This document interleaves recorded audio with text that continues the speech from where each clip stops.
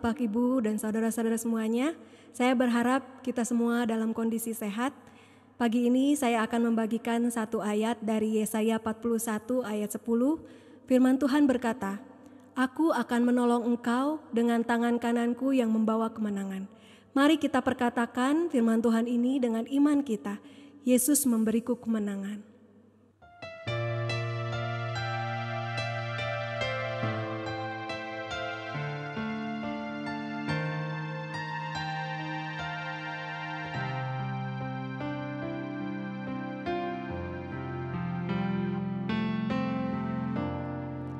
Ku tidak takut,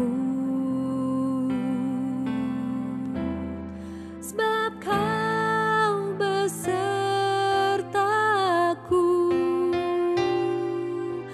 Ku tidak bimbang,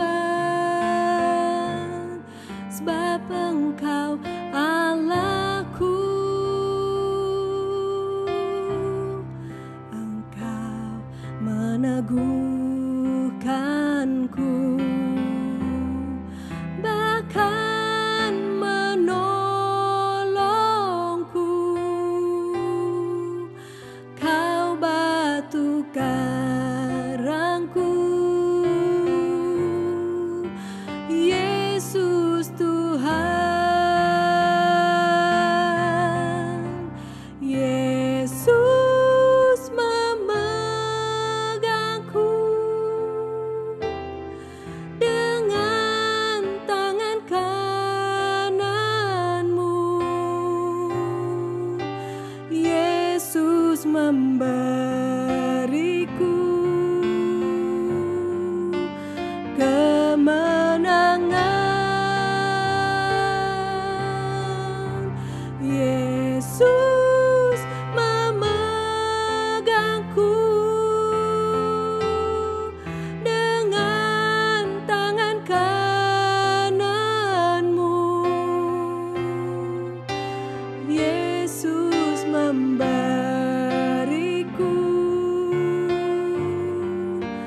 kemenangan.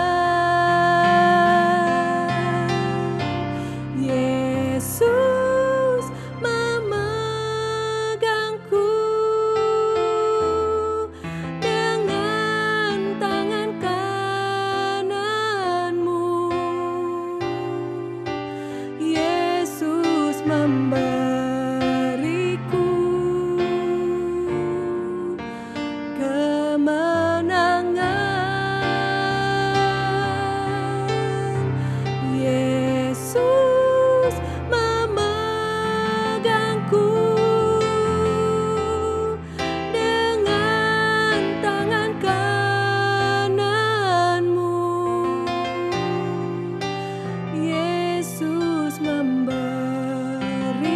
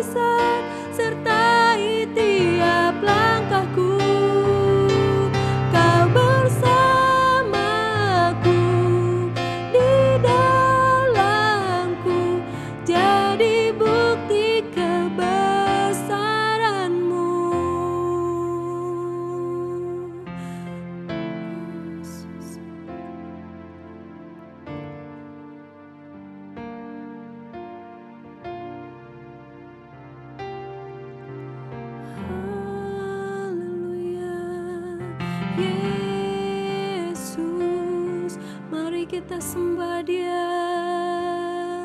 Haleluya, Yesus, Kau besar Tuhan, layak disembah, layak dipuji. Haleluya, sembah Kau Tuhan. Oh Yesus, haleluya, kami puji Kau Tuhan, Kau yang layak disembah, Kau besar Tuhan. Haleluya,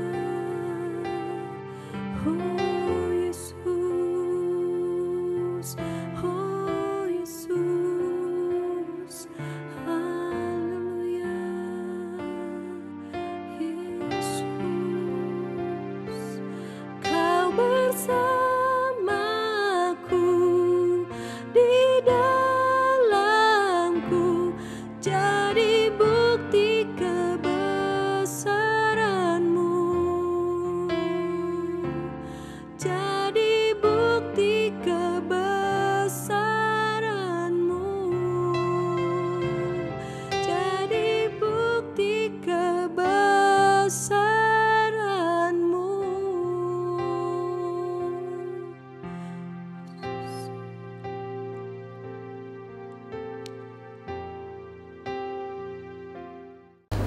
Shalom, selamat pagi Bapak, Ibu, saudara-saudara dikasihi oleh Tuhan, semua jemaat GPPI dimanapun saudara berada saat ini, dan semua saudara-saudara seiman yang sedang mendengarkan siaran ibadah online pada pagi hari ini.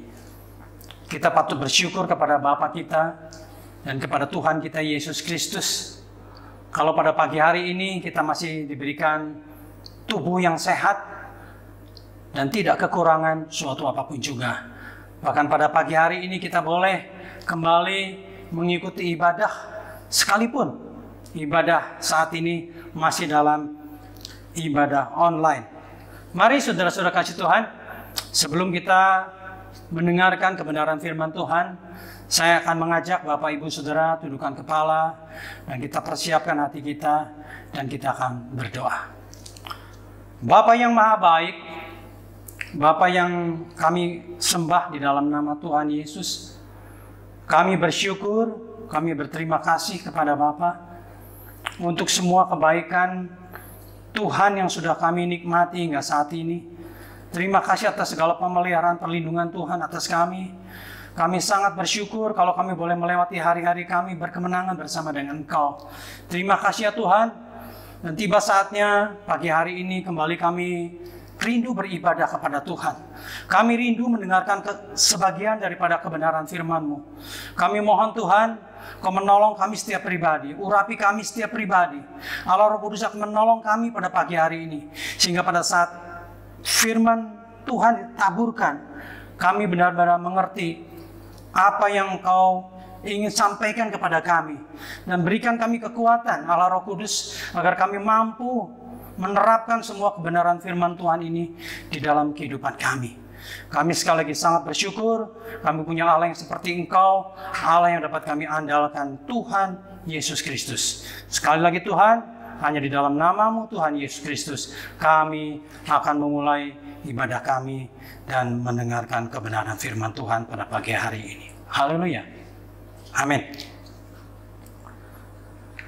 Pertama-tama saya berterima kasih kepada Gembala Sidang yang memberikan kesempatan pada saya untuk menyampaikan firman Tuhan dengan tema yang sudah ditetapkan, yaitu pribadi yang berkemenangan.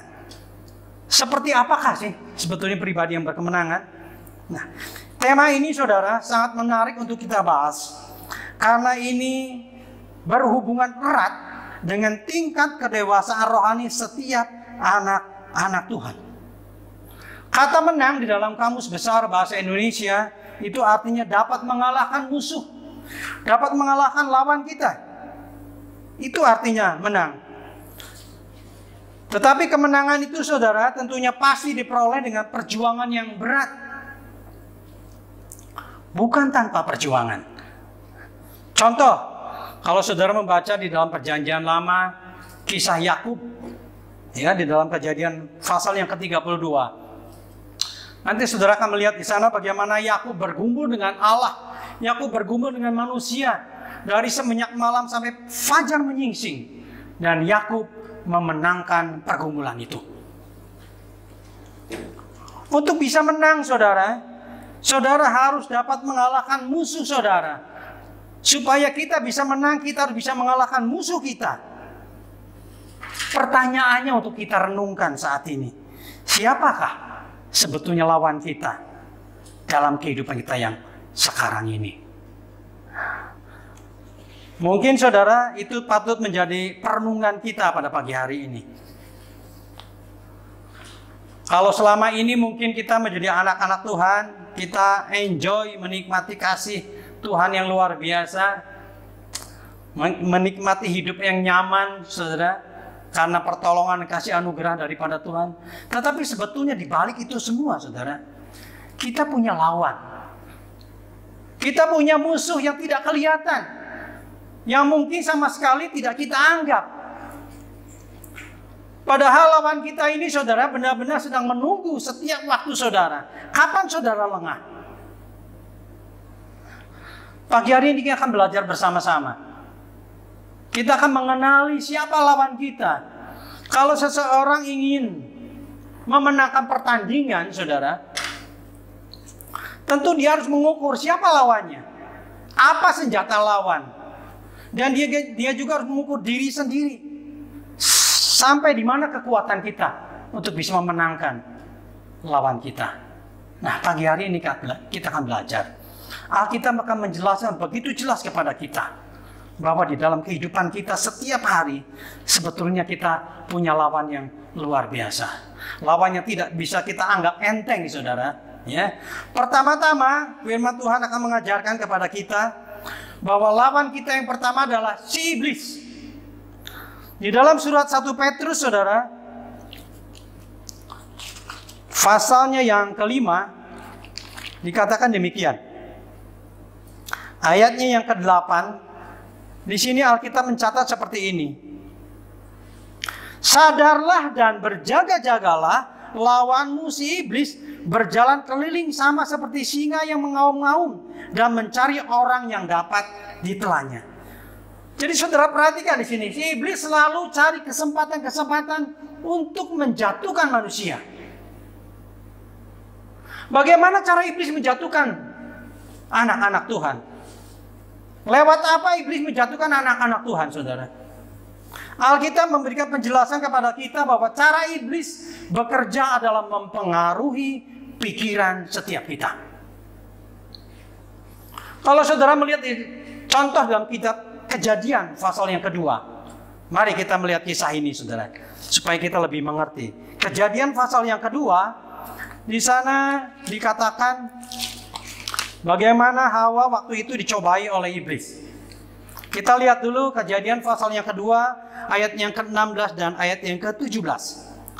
Di sini dikatakan demikian. Lalu Tuhan Allah memberi perintah ini kepada manusia. Semua pohon dalam taman ini boleh kau makan buahnya dengan bebas. Tetapi pohon pengetahuan tentang yang baik dan yang jahat itu janganlah kau makan buahnya. Sebab pada hari engkau memakannya, pastilah engkau mati. Itu perintah Tuhan kepada Hawa. Dan kita melihat di dalam pasal yang ketiga, Kejadian 3, ayat 1 sampai dengan ayat yang 4. Di sini dikatakan demikian. Di sini saudara, kalau saudara baca, terjadi dialog antara si ular yang adalah iblis dengan manusia. Adapun ular ialah paling cerdik dari segala binatang yang dijadikan oleh Tuhan Allah. Ular itu berkata kepada perempuan itu, tentulah Allah berfirman, semua pohon dalam taman ini jangan kamu makan buahnya, bukan? Pikiran Hawa dibuat menjadi ragu-ragu. Kata firman Tuhan, segala pohon boleh kamu makan, tapi iblis menawarkan yang lain. Mulai mempengaruhi, jangan kamu makan buahnya, bukan?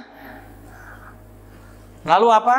Lalu saut perempuan kepada ular itu, buah pohon-pohonan dalam taman ini boleh kami makan, tetapi tentang buah pohon yang ada di tengah-tengah taman itu, Allah berfirman, jangan kamu makan ataupun raba buah itu. Nah, Hawa menambahi dengan kata raba, nanti kamu mati.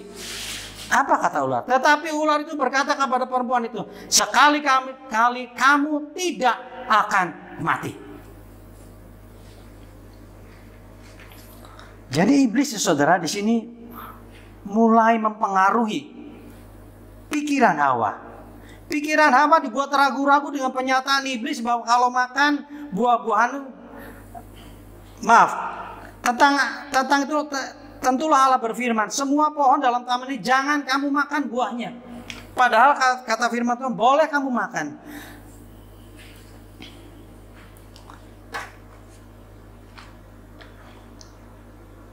Iblis membuat pikiran Hawa jadi ragu-ragu. Dan iblis berhasil mempengaruhi pikiran Hawa, sehingga akhirnya manusia yang pertama itu, saudara baca selanjutnya, jatuh ke dalam dosa.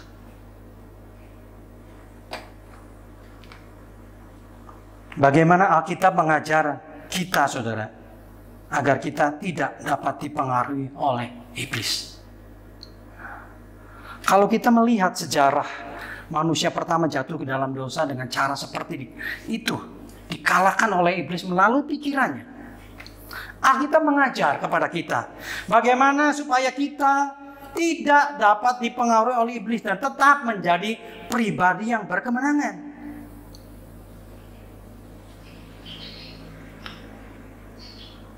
Kita sebagai manusia terbatas, saudara, dalam segala sesuatu.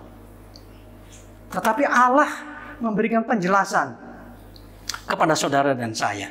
Coba kita akan lihat di dalam satu ayat firman Tuhan. 1 Petrus 5 ayat yang ke-9a.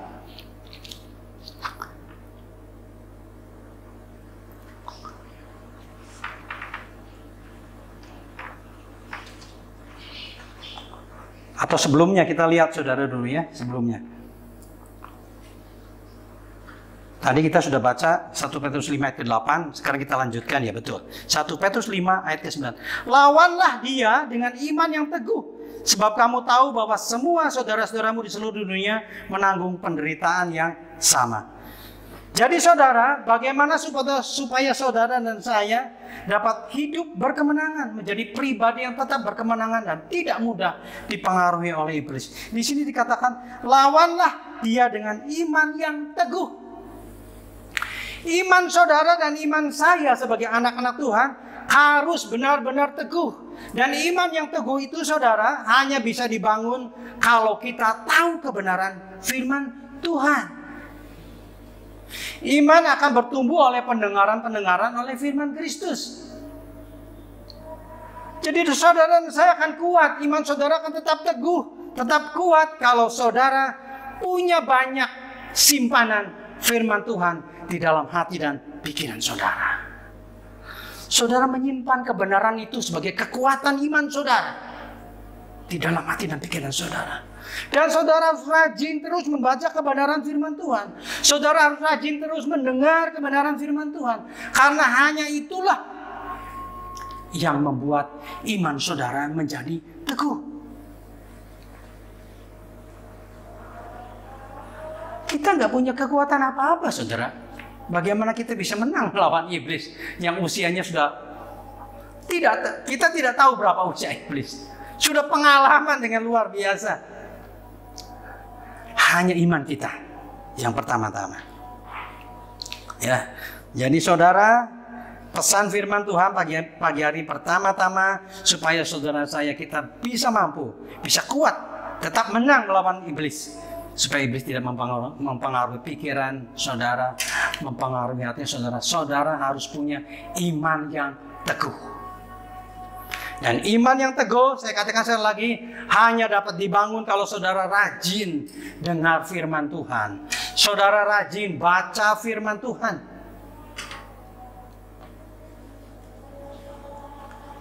Yang kedua, kita lihat di dalam surat Yakobus. Di sini dikatakan demikian, Yakobus pasal yang keempat, ayatnya yang ketujuh. Karena itu tunduklah kepada Allah dan lawanlah iblis, maka ia akan lari daripadamu.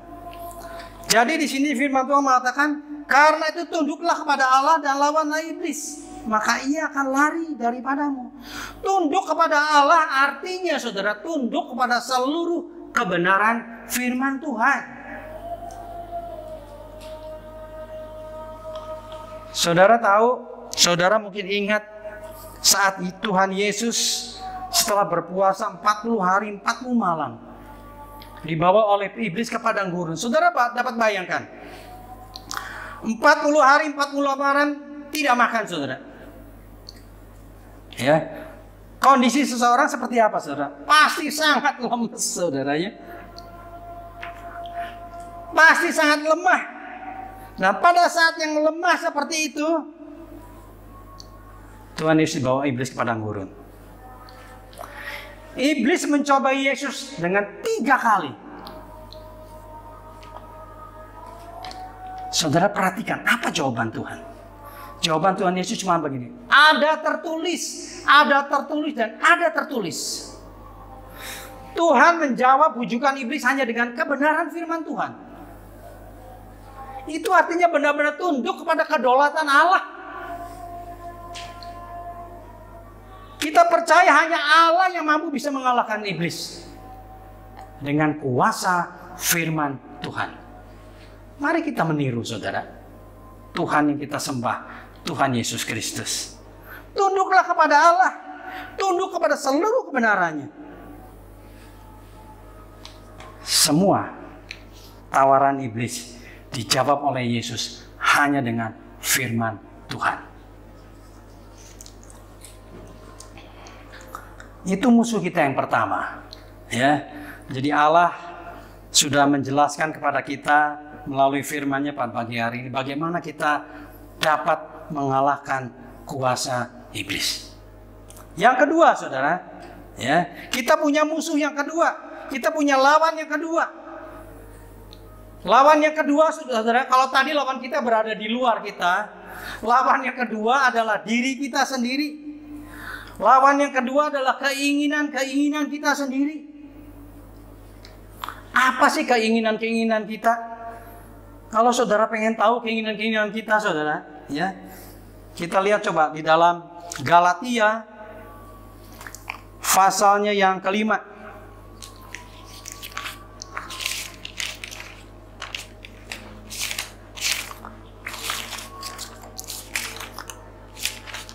Ya. Apa sih, saudara, sebetulnya keinginan-keinginan kita itu? Keinginan-keinginan kita adalah keinginan-keinginan daging. Di dalam Galatia pasal yang kelima, ayat yang ke-19 di sini katakan demikian. Perbuatan daging telah nyata. Yaitu 1, percabulan. 2, kecemaran. 3, hawa nafsu. 4, penyembahan berhala. Sihir, perseteruan, perselisihan, iri hati, amarah, kepentingan diri sendiri atau egois, saudara, percideraan, roh pemecah, kedengkian, kemabukan, pesta pora, dan sebagainya. Terhadap semuanya itu kuperingatkan kamu, seperti yang telah kubuat dahulu, bahwa barang siapa melakukan hal-hal yang demikian, ia tidak akan mendapat bagian dalam kerajaan Allah. Jadi saudara tahu, inilah keinginan-keinginan daging. Inilah keinginan-keinginan yang ada di dalam diri kita. Memang kita sudah jadi orang Kristen, saudara. Tetapi apakah keinginan yang negatif ini lalu dengan tiba-tiba menghilang dari kehidupan kita? Coba saya mau tanya.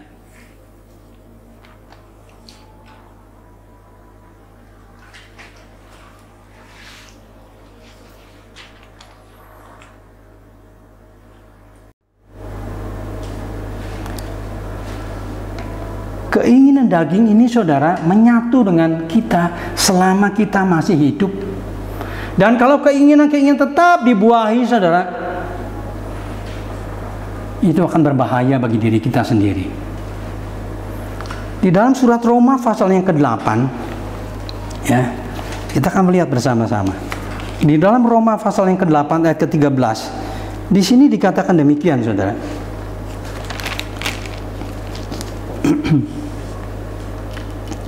Sebab jika kamu hidup menurut daging, kamu akan mati.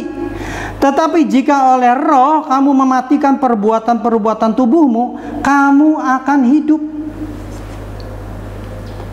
Jadi kalau saudara,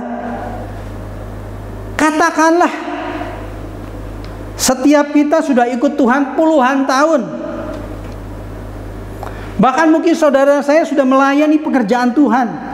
Apapun pelayanan saudara tidak menjadi masalah. Ya.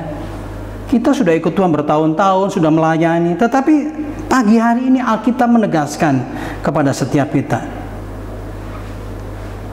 Kalau seandainya gaya hidup kita setiap hari tetap tidak berubah, kita masih mengikuti gaya hidup manusia lama kita, hati-hati saudara, kita tidak menyadari bahwa sebetulnya kita sedang menuju kebinasaan kalau kita tidak segera bertobat. Ini loh saudara, jadi kita ikut Tuhan gak bisa main-main saudara, gak bisa setengah-setengah. Saya pengen setengah menikmati dunia, pengen setengah ikut Tuhan, nggak bisa saudara. Saudara harus totalitas ikut Tuhan. Saudara harus memilih apa pijakan saudara, apa tujuan saudara. Jadi kalau kita tetap hidup di dalam daging saudara, di sini katakan, sebab jika kamu menurut daging, kamu akan mati. Nah, kita harus hidup belajar menurut kepada pimpinan roh dan juru selamat. Masa saya akan tetap binasa? Saudara, kalau seseorang hanya beriman seperti itu, saudara, tidak cukup. Iman itu artinya penyerahan total seluruh kehidupannya kepada yang saudara percayai. Itu beriman. Dan surat Yakobus menegaskan kepada kita, iman itu bukan hanya ada di dalam hati dan pikiran saudara, tetapi iman itu harus disertai dengan kenyataan yang sesuai dengan iman. Kenyataan hidup yang sesuai dengan apa yang saudara imani. Iman tanpa perbuatan, kata surat Yakobus pasal yang kedua, adalah iman yang kosong. Iman yang tidak disertai perbuatan adalah iman yang mati. Itu kata surat Yakobus. Jadi hati-hati saudara. Jangan kita jadi orang kita santai-santai, kita nggak pernah berjuang apa-apa, tidak pernah berusaha apa-apa. Sebetulnya kita tidak menyadari kalau kita sedang menuju kebinasaan, kalau kita tidak bertobat sungguh-sungguh kepada Tuhan. Di dalam surat Roma pasal yang ke-8 saudara, ayatnya yang pertama dikatakan demikian. Demikianlah sekarang tidak ada penghukuman bagi mereka yang ada di dalam Kristus Yesus. Sebetulnya saudara, kalimat ini kurang lengkap. Kalau kita melihat di dalam teks bahasa Inggrisnya, dalam King James Version saudara, ada kelanjutan saudara dari kata-kata ini. Yaitu dikatakan di sini, who walk not after the flesh, but after the spirit. Siapa tidak berjalan di dalam daging, tetapi berjalan di dalam roh. Jadi artinya di sini saudara, tidak ada penghukuman bagi mereka yang ada dalam Kristus, adalah untuk mereka yang tidak hidup di dalam daging, tetapi hidup di dalam roh. Itu lengkapnya saudara ayat firman Tuhan ini.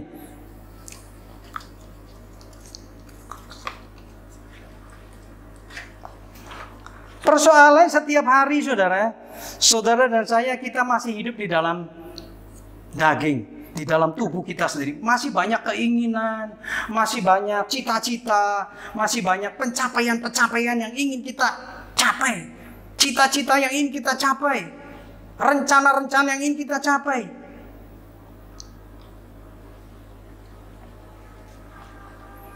Tetapi biarlah pagi hari ini kita akan belajar dasarnya dulu, saudara.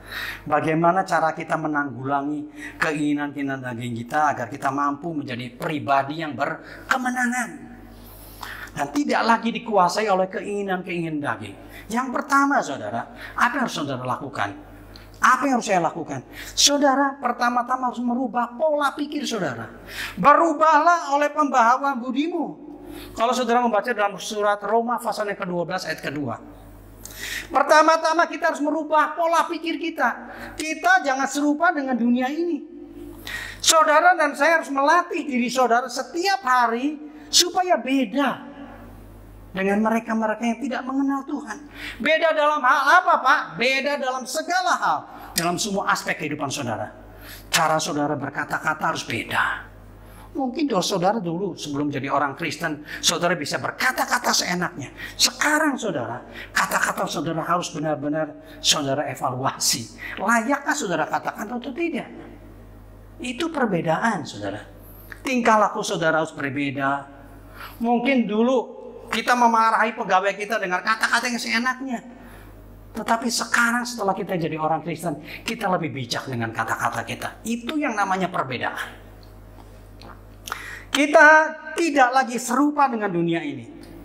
Lalu dikatakan selanjutnya dalam Roma 12 ayat 2, kita harus tahu manakah kehendak Allah. Selama ini kita hidup menuruti kehendak kita, bukan kehendak Allah, saudara. Mungkin terlalu banyak kehendak kita. Tetapi sekarang kita harus merubah pola pikir kita, mana kehendak Allah. Dan kalau saudara dan saya ingin tahu kehendak Allah, saudara harus rajin baca firman Tuhan. Apa kehendak Tuhan sih yang harus saya lakukan? Saudara rajin cari-cari. Rajin baca, rajin dengar dan lain sebagainya. Dan saudara mencari apa yang baik. Ya, cari yang mana yang paling baik. Rajin-rajinlah saudara menabur kebaikan. Karena satu saat saudara akan menuai kebaikan.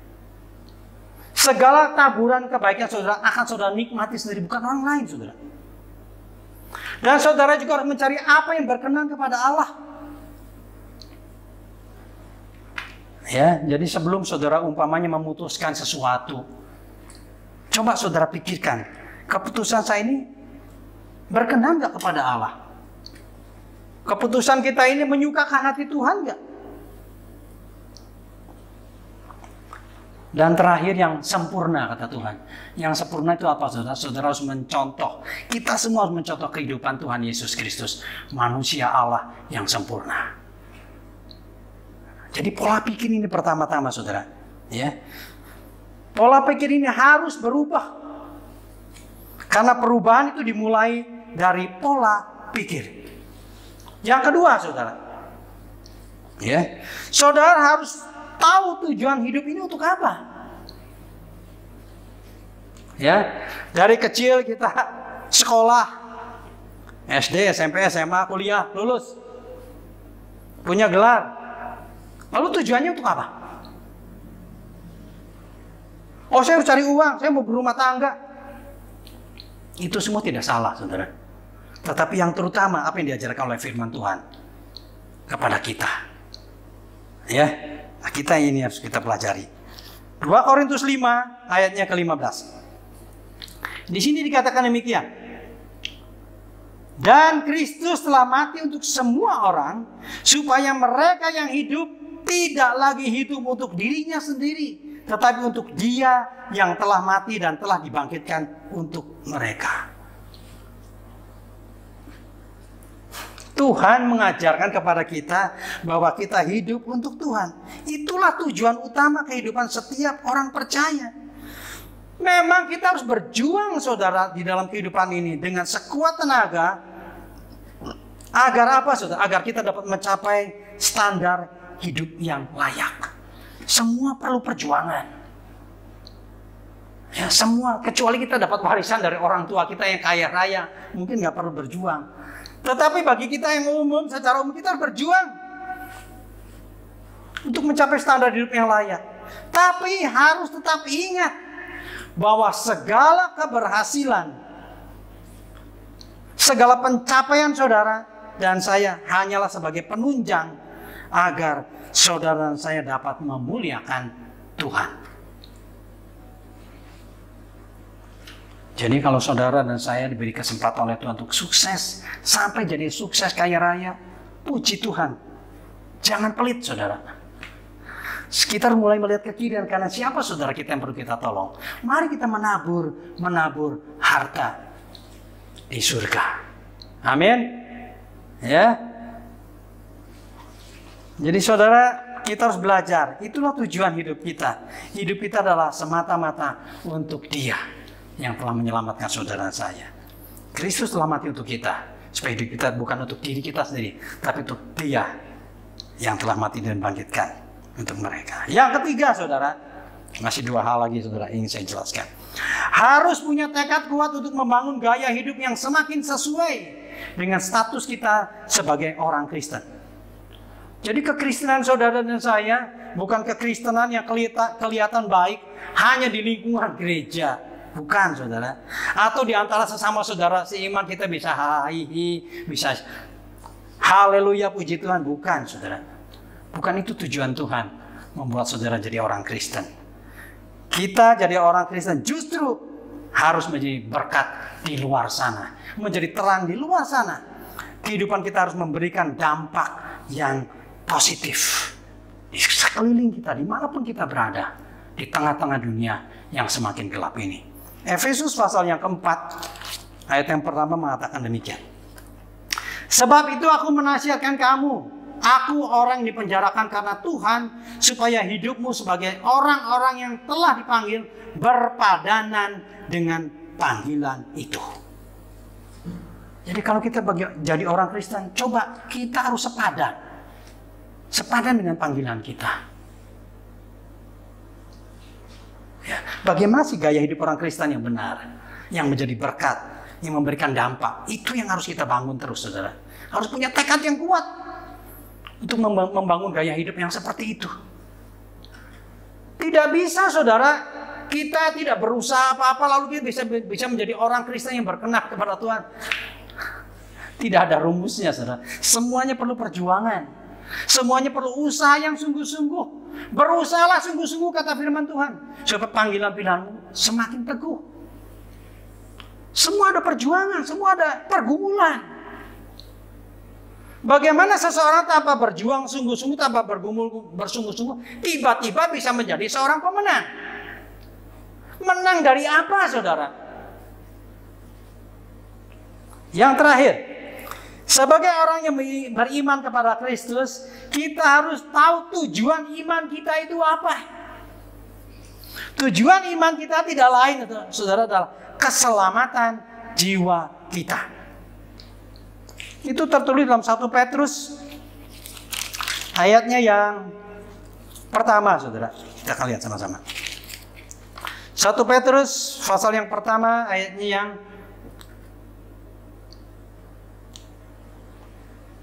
ke-9 dan ke-10.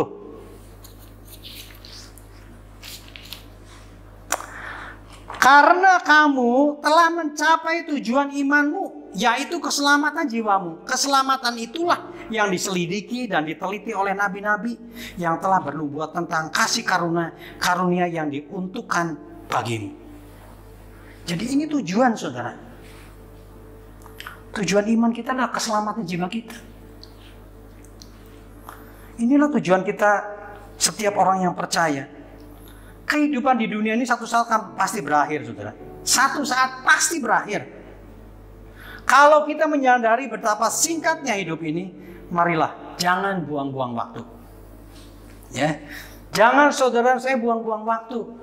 Hidup ini begitu singkat, saudara. Saya juga tidak merasa tahu-tahu sudah usia seperti begini. Anak-anak saya sudah besar semua. Hidup ini sangat terbatas, saudara. Marilah saudara, kita bangun terus pribadi yang berkemenangan, yaitu pribadi yang tidak lagi hidup menurut keinginan-keinginan daging, tetapi pribadi yang sungguh-sungguh mau tunduk dipimpin oleh Roh Kudus. Jadi kalau saudara ingin menjadi pribadi yang berkemenangan, jangan mengikuti keinginan daging saudara, tetapi marilah kita menuruti apa perintah Tuhan, apa keinginan Tuhan, dan marilah kita merendahkan hati kita agar hidup kita mau dipimpin oleh Roh Kudus. Kita sudah bukan milik kita sudah menjadi milik Dia, saudara. Marilah kita belajar hidup menjadi pribadi-pribadi yang senantiasa berkemenangan bersama dengan Tuhan Yesus, bersama dengan Allah Roh Kudus. Kita lebih daripada orang-orang yang menang. Tuhan memberkati kita semua. Mari kita berdoa. Bapa yang Maha Baik, kami bersyukur, kami berterima kasih.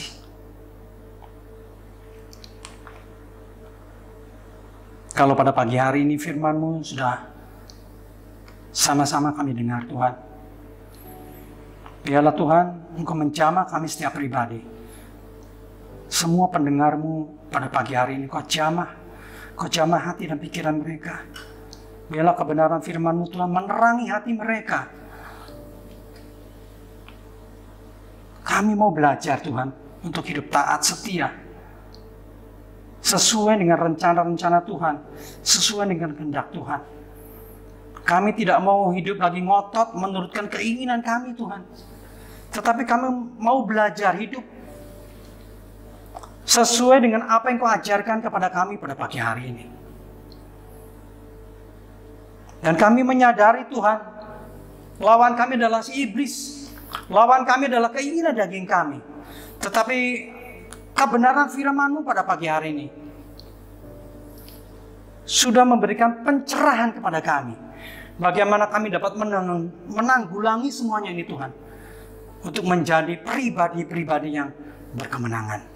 Terima kasih ya Bapa. Sekali lagi kami mohon meteraikan kebenaran firman-Mu pada kami setiap pribadi, lepas pribadi Tuhan. Dan kami terus mohon Allah Roh Kudus menolong kami di dalam semua aspek kehidupan kami, agar sungguh kehidupan kami boleh menjadi berkat, menjadi terang dimanapun kami berada, memberikan dampak yang baik, sehingga mereka dapat memuliakan nama Tuhan. Berkati sekali lagi Tuhan seluruh pendengar-Mu, baik jemaat GPPI dimanapun mereka berada, dan siapapun saudara-saudara kami seiman yang mendengarkan siaran online, ibadah online pada pagi hari ini. Berkati mereka dalam kehidupan mereka, dalam kehidupan rumah tangga mereka, usaha mereka, profesi mereka. Berkati mereka Tuhan. Kami bersyukur, berterima kasih kepada Tuhan. Berkati juga Tuhan gereja kami GPPI Gloria. Biarlah gereja kami boleh menjadi berkat Tuhan Yesus, menjadi terang, memberikan dampak kepada orang-orang sekeliling gereja kami. Tolong juga gembala sidang kami beserta seluruh keluarga, kami serahkan semuanya ke dalam perlindungan tangan Tuhan. Semua pengerja-pengerja di gereja kami Tuhan, staf gembala, semua pelayan-pelayan Tuhan, kami serahkan juga mereka semua ke dalam kemurahan tangan Tuhan. Demikian juga pada kesempatan pagi hari ini kami ingin berdoa bagi bangsa dan negara kami Indonesia Tuhan, agar semakin hari semakin lebih baik kondisi negara dan bangsa kami. Bapak Presiden kami juga Bapak Jokowi kami serahkan ke dalam perlindungan tangan Tuhan, agar beliau terus dapat membawa bangsa dan negeri ini semakin hari semakin lebih baik. Terima kasih Bapak, kami sekali lagi mengucapkan syukur dan terima kasih untuk waktu dan kesempatan pagi hari ini. Kami sudah beribadah kepada Tuhan. Saudara, terimalah kasih karunia dari Allah Bapa di sorga, damai sejahtera daripada Tuhan Yesus Kristus, dan persekutuan dengan Allah Roh Kudus dari saat ini sampai Tuhan Yesus datang kedua kali. Tuhan memberkati.